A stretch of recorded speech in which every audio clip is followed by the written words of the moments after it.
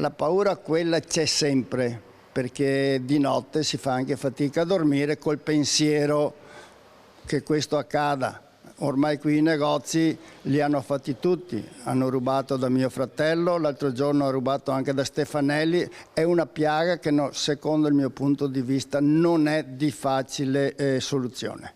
C'è rassegnazione nelle parole di Giorgio Morbiato, titolare insieme al figlio, di un negozio di biciclette lungo strada Battaglia ad Albignasego, in provincia di Padova.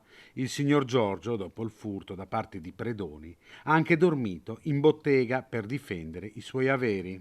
Cerchi di proteggere perché faccio 50 anni di attività e volevo chiuderla nel miglior modo possibile. Devo trasmettere un messaggio, un messaggio anche al figlio, che sarà quello che continua l'attività nel tempo. Avevamo una prima grata all'entrata del negozio che da un video si vede anche, poi una porta a vetri rinforzata e poi una ulteriore serranda che veniva giù motorizzata, che pensavamo fosse sufficiente.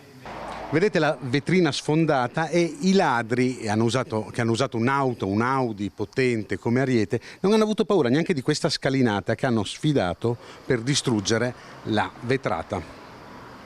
Giorgio Morbiato, che è stato 2 volte campione del mondo di ciclismo su pista, è rammaricato. Sistemi antintrusione servono, ma questi sono professionisti, dice, disposti a rubare un Audi da 80.000 euro per predare biciclette per molto meno.